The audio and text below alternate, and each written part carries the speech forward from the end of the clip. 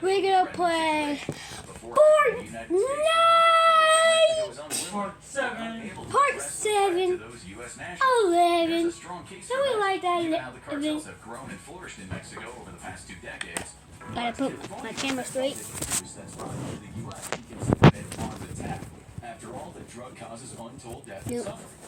In 2021, 107,000 Americans died from fentanyl overdoses, not to mention the damage done to millions of addicts and their families.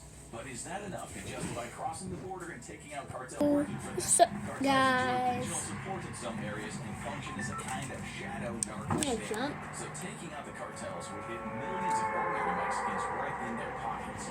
And many innocent civilians are also likely to be hit by bullets, missiles, grenades, and drones, inflaming public outrage.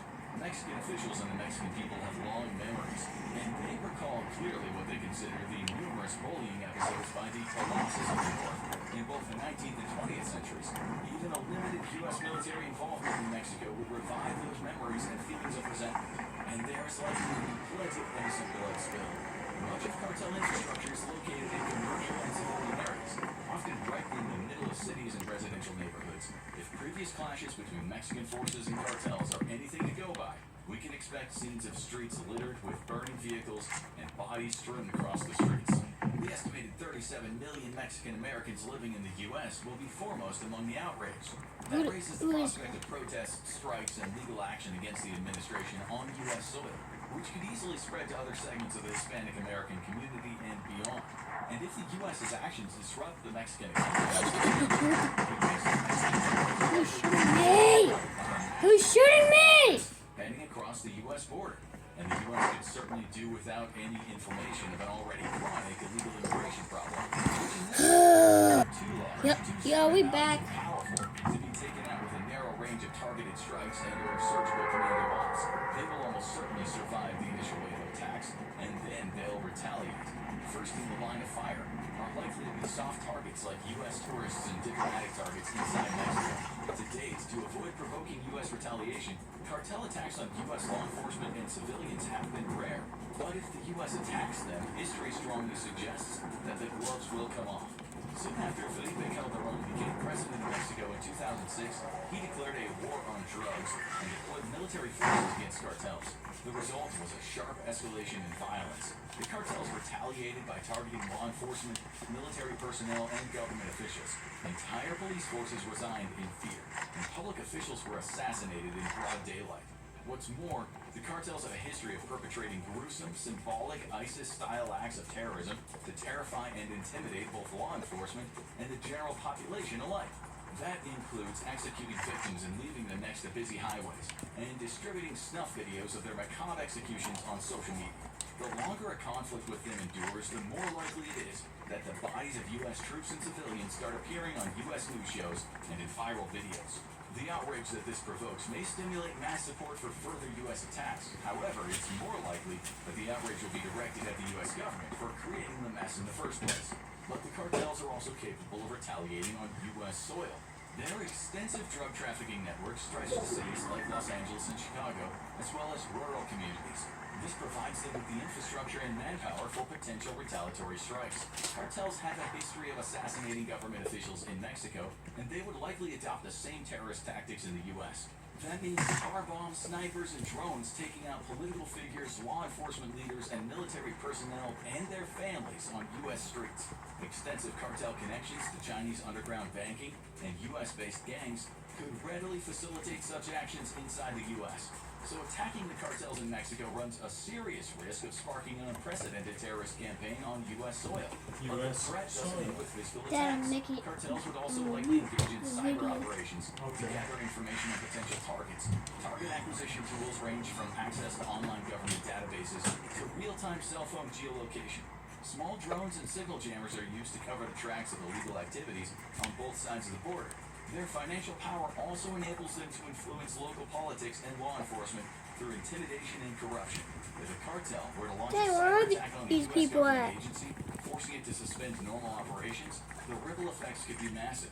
The disruption wouldn't just affect the agency itself, it could paralyze services impacting local communities, driving Americans to call for operations against the cartels in Mexico to stop. Number 3, militarily counterproductive.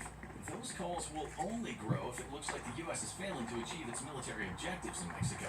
Based on statements from the U.S. administration, those objectives are primarily eliminating cartel leadership and destroying fentanyl production.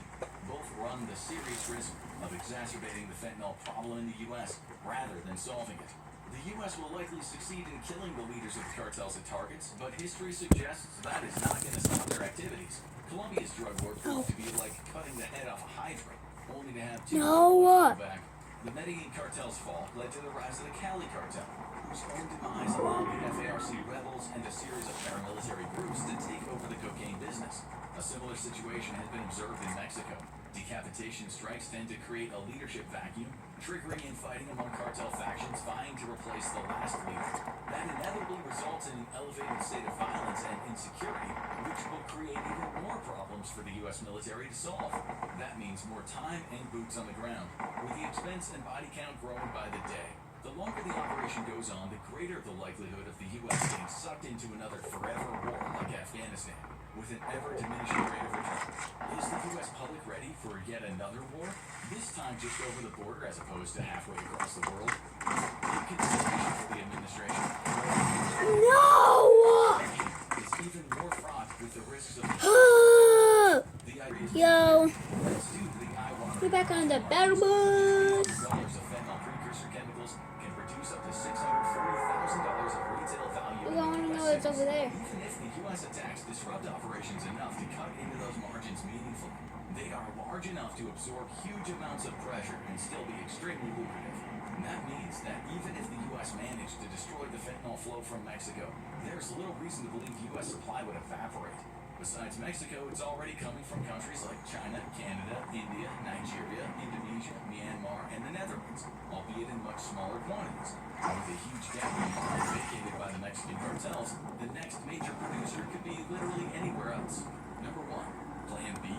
So all things considered, it's completely understandable why the U.S. hasn't attacked the cartels with military force yet, and may never do so. The risk-benefit analysis simply doesn't add up.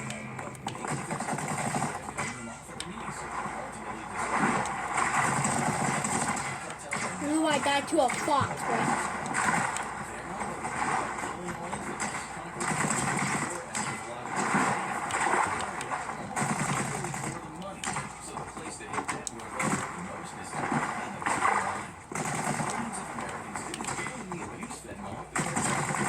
Nah, bro. I'm gonna smoke.